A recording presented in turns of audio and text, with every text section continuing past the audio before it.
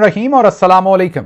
13 दिसंबर पाकिस्तान में हफ्ते की शाम और सबसे पहले time tracker Asim Munir's de facto military raj day 14। याद दहानी, अगर आपने अभी तक इस यूट्यूब चैनल को सब्सक्राइब नहीं किया तो जरूर कीजिए ताकि आप हमारी आवाज को दूर तक पहुंचाएं। अब चलते हैं आज की अहम खबरों की तरफ। काफी सारी खबरें हैं। आसिम मुनीर की कुर्बतें बिलावल जरदारी के साथ आज बढ़ते हुए नजर आ रही हैं। क्या नून लीग के लिए खतरे की घंटी बजना शुरू हो गई है? उसके साथ ही साथ जनरल फैज हमीद को तुन के रखने की पॉलिसी इतनी दूर क्या चली गई है कि अब फौज एक इदारे के तौर पर भी उसे नुकसान पहुंचे, किसी को कोई परवाह नहीं। इसमें भी बहुत सारी डेवलपमेंट्स हैं, अंदर और बाहर की खबरें हैं, वो भी आपके सामने रखेंगे। और भी काफी सारी खबरें हैं, लेकिन पहले जरा डिटेल से या पूरी तफसील से आपको एक और कहानी आपके सामने रखते हैं, और वो है जो कुछ तुर्कमानिस्तान में शहबाज शरीफ के साथ हुआ। कल हमने, बल्कि आज सुबह के व्लॉग में वो खबर की थी जिसमें शहबाज शरीफ बैठे नोज पिकिंग कर रहे थे। बेचारे कमरा था जिसमें झंडे लगे हुए थे पाकिस्तान और रशिया के। शहबाज शरीफ बैठे इंतजार करते रहे, पुतिन नहीं आया। उसके बाद उन्होंने गेट क्रैश किया और ऐसी मीटिंग में चले गए जहां पुतिन और अर्दोगान थे। अब हुकूमत कह रही है कि ये ऐसा नहीं था, ये सब कुछ सच नहीं है, इसमें कुछ झूठ था। रशियन टीवी ने, ये जो उनका इंडियन चैप्टर है, उन्होंने ये वीडियो ट्वीट की थी। उसके बाद ये पूरी दुनिया में जंगल में आग की तरह फैल गई और इस पर तबसरे होना शुरू हो गए। चंद घंटों के बाद, चंद नहीं बल्कि काफी सारे घंटों के बाद आरटी ने उस ट्वीट को डिलीट कर दिया। हमारा क्योंकि आपसे प्रॉमिस है कि हम तस्वीर पूरी आपके सामने हमेशा रखते हैं, हम सनसनी और झूठ आपके सामने रखने से गुरेज करते हैं। ऐसा नहीं कि किसी चीज का हुकूमत को फायदा है तो वो हम दबा जाएं, वो झूठ बोल दें और ये ना बताएं आपको कि तस्वीर का दूसरा रुख क्या है। तो ये बताना आपको जरूरी है कि आरटी इंडिया ने उसके बाद वो डिलीट कर दी वीडियो, और साथ एक ट्वीट किया कि ये जो हमने स्टोरी की थी कि शहबाज शरीफ 40 मिनट इंतजार करते रहे, फिर गेट क्रैश करके उर्दुगान और पुतिन की मीटिंग में चले गए, वहां 10 मिनट रहे और 10 मिनट के बाद वहां से भी चले गए। तो इस सारी स्टोरी में सब कुछ बिल्कुल सच नहीं था। कुछ चीजें इसमें गलत रिपोर्ट हो गई, कुछ चीजें सम मिस रिप्रेजेंटेशन हो गई। सारी खबर गलत नहीं थी और वो तो नजर भी आ रहा है क्योंकि वीडियो है। ये कोई किसी ने सुनी सुनाई बात तो है नहीं कि शहबाज शरीफ अकेले बैठे इंतजार कर रहे हैं, नोज पिकिंग कर रहे हैं, पीछे झंडे लगे हुए हैं, इसाक डार खड़े हैं, डंटोनक साहब खड़े हैं, बैठे हैं सामने दोनों, इसाक डार और डंटोनक, और शहबाज शरीफ भी बैठे हैं। और फिर वो गेट क्रैश करते हुए भी नजर आ रहा है। जिस मीटिंग में जाते हैं उनको सिक्योरिटी रोकती है। तो अब लग ये रहा है दो वजूहात हैं, या तो कोई छोटी मोटी मिस रिप्रेजेंटेशन ये कि उन्होंने कहा शहबाज शरीफ 10 मिनट अंदर रहे हैं, तो हो सकता है वो 5 मिनट रहे हों, या हो सकता है शहबाज शरीफ ने 40 मिनट इंतजार ना किया हो, 30 मिनट किया हो। लेकिन हमारा तज्जिया यह है कि जो इंडियन जराए हैं, सूतर हैं, जो इंडियन कनेक्शंस हैं शरीफ खानदान के, शायद उन्हें इस्तेमाल करके जो आरटी इंडिया है उससे वीडियो शायद डिलीट करवाई गई हो, या फिर शायद क्योंकि रशियन टीवी का वो चैप्टर है इंडियन, रशिया से रिक्वेस्ट की हो कि ज्यादा ही नदामत हो गई है, इस पर आप जरा इस स्टोरी को डिलीट करवा दें। तो वो स्टोरी तो डिलीट करवा दी, लेकिन उस स्टोरी की जो बाज़गश्त है वो डिलीट नहीं हुई। हमें अपनी इखलाकी जिम्मेदारी लगी कि क्योंकि वो ट्वीट डिलीट हुआ है और उन्होंने आगे एक ट्वीट भी किया है, वो भी हम आपके सामने पूरी तस्वीर रखें। बीबीसी ने इसको कवर किया है। बीबीसी उर्दू ने इस मामले पर वजाहत के लिए पाकिस्तान के दफ्तर खारजा से राब्ता किया तो बताया गया कि यह गलतफहमी थी और आरटी इंडिया ने इसे डिलीट कर दिया, लेकिन मजीद तफसील नहीं दी कि मुलाकात हुई या नहीं हुई। दूसरी जानब आरटी इंडिया ने भी अपनी पोस्ट, जाहिर हमने आपको बताया कि डिलीट की, लेकिन जो कुछ रूसी नशरियाती इदारे हैं उन्होंने वज़ीर आज़म शहबाज शरीफ और सदर पुतिन की मुलाकात की मुख्तसर तफसील जारी की। अब तफसील सुने तो आपको सारी बात समझ आ जाएगी। तुर्की के सदर अर्दोगान और रूसी सदर पुतिन की मुलाकात के बाद जो रशियन ऑफिस है उनका, बाकायदा उनका फॉरेन ऑफिस कह लें या उनका प्रेसिडेंशियल जो ऑफिस है, उन्होंने एक बयान में कहा कि दोनों रहनुमाओं ने रूस और तुर्की के दरमियान तावन, तजारत, मईशत, बैरूनी दबाव और यूक्रेन पर तफसीली बातचीत की। इस बयान की आखिरी एक सत्र में लिखा था, ये अब उनका जो ऑफिशियल बयान है रशिया का उसकी बात कर रहे हैं, एक सत्र में लिखा था कि पाकिस्तानी वज़ीर आज़म शहबाज शरीफ भी बाद में इसी मुलाकात में शामिल हो गए, वो जो गेट क्रैश हुआ और 10 मिनट्स। रूसी अखबार कमरसांत ने अपनी रिपोर्टिंग में इस वाक़े का जिक्र कुछ इस तरह से किया कि अर्दोगान की पुतिन से मुलाकात इतनी तवील हो गई कि पाकिस्तानी वज़ीर आज़म शहबाज शरीफ जो बराबर वाले कमरे में इंतजार कर रहे थे, वो आधा घंटा तनहा बैठे बैठे थक गए। ये 30 मिनट कह रहे हैं, कल आरटी इंडिया ने 40 मिनट कहा था। वो कह रहे हैं आधा घंटा तनहा बैठे बैठे थक गए। बिलाखिर उन्होंने उठकर दरवाजा खोला और व्लादिमीर पुतिन और रजब तैयब अर्दोगान की मुलाकात में शामिल हो गए। ये रूसी अखबार कमरसांत जो है वो ये लिख रहा है। एक और रूसी अखबार MKRU की खबर में भी इस मुलाकात का मुख्तसर जिक्र आया कि तुर्की और रूस के सदूर के दरमियान मुलाकात में पाकिस्तानी वज़ीर आज़म भी शामिल हो गए और इस मुलाकात में खत्ते की सिक्योरिटी के मामलात और तुर्की के बतौर सालिस किरदार पर बातचीत हुई। ताहम बीबीसी कहता है कि पाकिस्तान की जानब से ताहाल इस मुश्तरका मुलाकात के बाद कोई बयान जारी नहीं किया गया। अगर वाकई मुलाकात हुई होती ऑफिशियली तो जाहिर है पाकिस्तान का फॉरेन ऑफिस या प्राइम मिनिस्टर ऑफिस उस मुलाकात के कोई मिनट कोई मंदरजात शाया करता कि दोनों सरबराहों के दरमियान जो मुलाकात हुई उसमें यह बात तय हुई। पाकिस्तानी प्राइम मिनिस्टर ऑफिस और फॉरेन ऑफिस दोनों घटाघट पानी के साथ ये खबर पी गए। इसको इन्होंने किसी को कुछ बताया ही नहीं क्योंकि ह्यूज एम्बैरेसमेंट कॉज हुई। अब जरा आगे चलते हैं, ये तो आपको तस्वीर का पूरा रुख बताना था और बताना जरूरी था तो आपके सामने रखा। अब अगली खबर, ये तस्वीर है जो हेड ऑफ स्टेट्स वहां आए हुए थे। आप सबको जो भी आप में से पहले 5 सेकंड में शहबाज शरीफ को ढूंढ लेगा, चले 10 सेकंड दे देते हैं आपको, हम स्क्रीन पर ये तस्वीर रखते हैं, जो भी ढूंढ लेगा उसको हम किसी ना किसी तरह से कोई ना कोई अवार्ड देंगे। कोशिश करेंगे, आपने कमेंट्स में बताना है सच्ची सच्ची कि आपने ढूंढ लिया था पहले 10 सेकंड में। ढूंढो तो मान जाए, मेरा नहीं ख्याल कि आप किसी भी सूरत उनको ढूंढ पाएंगे, लेकिन चलें अब आपको बता देते हैं कि वो पीछे खड़े हैं। मेरा ख्याल सदर पुटन और वो जो लोग खड़े हैं उनके पीछे कहीं देखें तो आपको हल्की सी शहबाज शरीफ साहब का जो है वो माथे की ये वाली साइड, एक साइड बेचारे की नज़र आती है उनको। हालांकि इंटरनेशनली ये ख्याल किया जाता है कि अगर किसी का कद छोटा हो तो उसको अगली लाइन में खड़ा कर दिया जाता है, जिसका लंबा हो उसे पीछे, ताकि वो नजर आए। लेकिन अब हालात ये हैं कि इस तस्वीर में भी शहबाज शरीफ साहब को कहीं ना कहीं ढूंढने की कोशिश की जा रही है और वो मिल नहीं रहे। अब चलते हैं अगली खबर की तरफ और अगली खबर है पाकिस्तान तहरीक इंसाफ की सियासी कमेटी। आप सबको पता है कि पाकिस्तान तहरीक इंसाफ की नई सियासी कमेटी बनी है, उस पर तरह तरह के तबसरे हो रहे हैं। हम उन तमाम तबसरों में तो नहीं जाएंगे, अच्छा हुआ ये कमेटी बनाई गई क्योंकि पिछली कमेटी जो है वो रिडंडेंट हो चुकी थी, कोई उसमें खास फैसला साजी नहीं हो रही थी और आप सब ने ये देख भी रखा है। तो हम मुबारकबाद देते हैं और उम्मीद करते हैं कि ये जो नई कमेटी है ये वाकई वाइब्रेंट फैसले करेगी, जिससे इमरान खान साहब की रिहाई और पाकिस्तान तहरीक इंसाफ जिन मसाइल से दो चार है उसमें कोई राहत की खबर, कोई ऐसी डायरेक्शन आवाम को नजर आएगी कि जो ऊपर बैठी लीडरशिप है वो हकीकी कोशिश कर रही है कि इमरान खान साहब को जल्द अज जल्द जेल से बाहर निकाला जाए।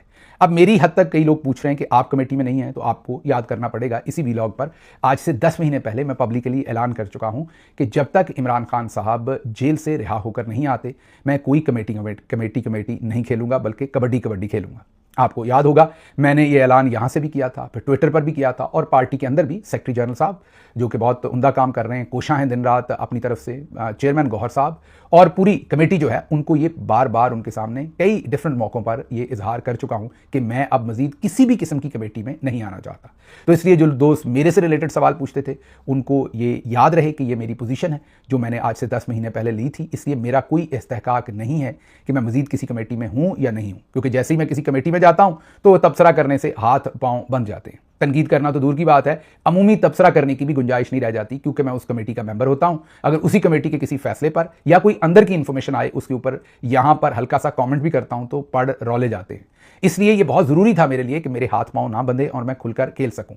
और मौजूदा जो सूरत हाल है उसमें पहले ही कई तरह से हाथ और पांव बंधे हुए हैं। मसलन ये कमेंट देखिए, ये पाकिस्तान से मुझे पिछले 2-3 दिन से बहुत ज़्यादा शिकायत आ रही। अगर आप हमारी वीलॉग की व्यूअरशिप देखें, बाकी तमाम वीलॉग्स की व्यूअरशिप देखें, जितने भी दूसरे दोस्त सारे कर रहे हैं, तो आपको एक वाज़े डिफरेंस नज़र नहीं आएगा, बल्कि एक ही स्टैंडर्ड आपको व्यूअरशिप नजर आएगी। मैं पिछले 4-5 दिन की बात कर रहा हूं। अगर आप हमारा व्लॉग देखेंगे तो उसमें कम से कम 25% डिप आपको नजर आएगा व्यूअरशिप में।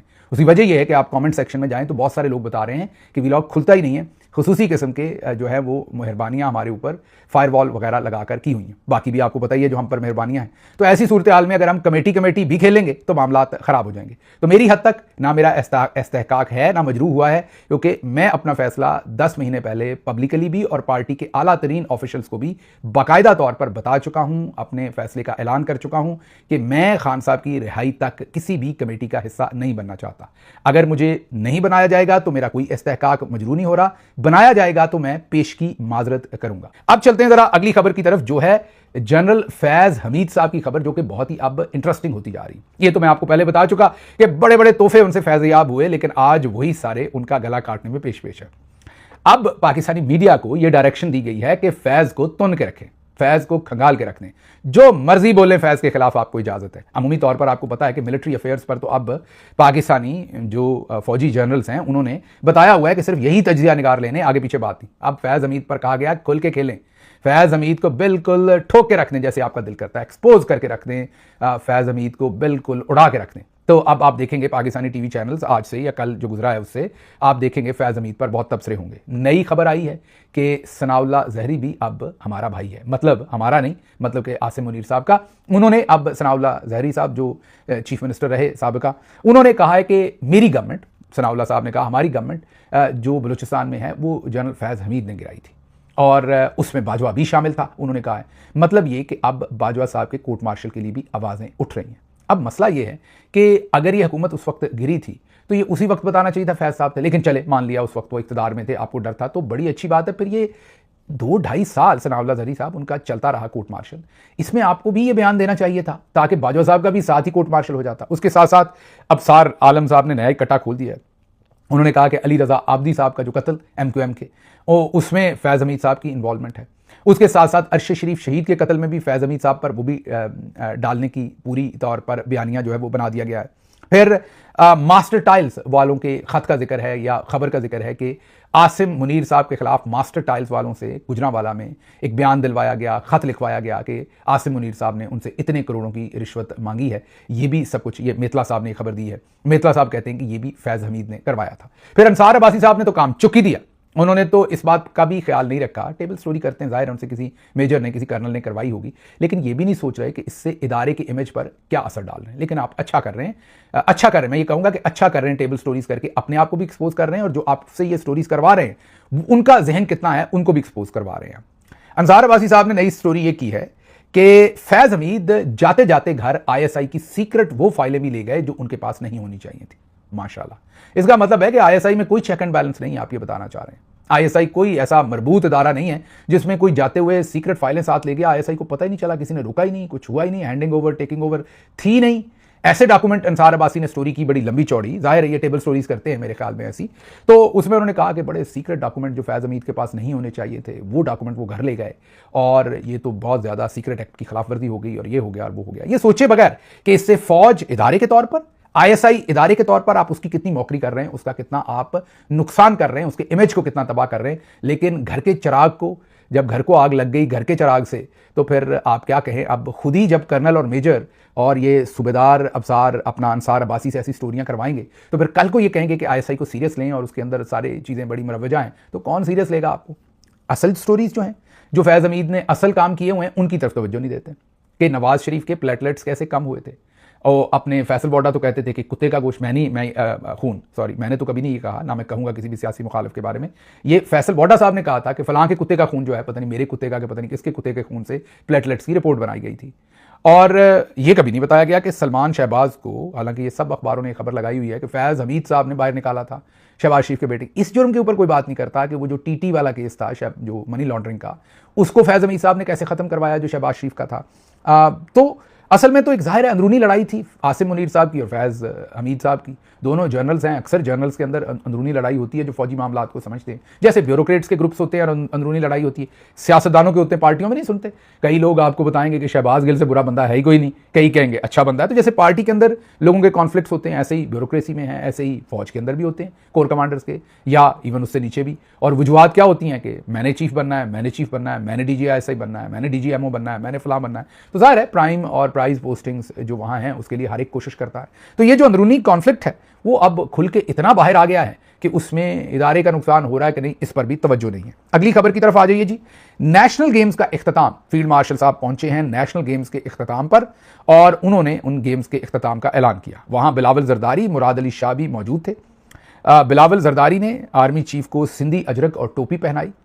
उसके साथ साथ उन्होंने कहा कि फील्ड मार्शल साहब आपकी क़यादत और खिदमात कौम की ताकत और इत्तेहाद की अलामत है।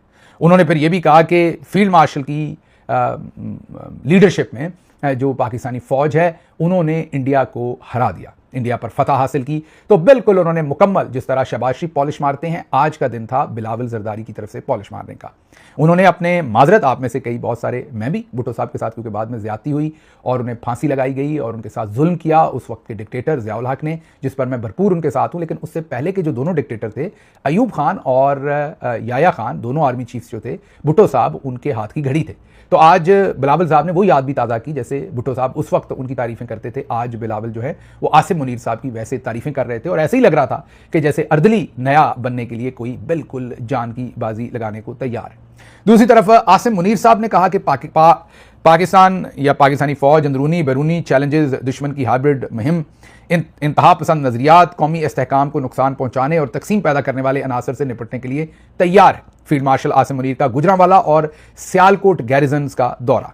कौमी इस्तेहकाम को नुकसान पहुँचाने वाली तकसीम पसंद कुव्वतों के लिए मुकम्मल तैयार है। और उन्होंने वहाँ से कहा कि जो भी ऐसे नज़रियात रखते हैं, जो इंतहा पसंद हैं और कौमी इस्तेहकाम को नुकसान पहुँचाने वाली कुव्वतें हैं, उनके खिलाफ हम बिल्कुल पुरज़म हैं, हम ठोक के रख देंगे। तो अगली खबर आपको बताते हैं कि आसिम मुनीर साहब किसको ठोक के रख रहे हैं। शाह महमूद कुरैशी 2.5 साल से जेल के अंदर हैं, बिल्कुल भी वो पाकिस्तान को अदम इस्तेहकाम नहीं देना चाहते। शाह महमूद कुरैशी की सियासत कभी भी ऐसी नहीं रही कि वो पाकिस्तान को नुकसान देना चाहते हों, इवन पाकिस्तानी फ़ौज से कोई कॉन्फ्लिक्ट करना चाहते हों। सबको पता है सुलह जो आदमी है, लेकिन आसिम मुनीर साहब की जो पॉलिसी है वो उनको भी ठोक के रखने की है। और इसी वजह से शाह महमूद कुरैशी साहब की ज़मानत की दरखास्तों पर आज फिर रिकॉर्ड पेश ना हो सका।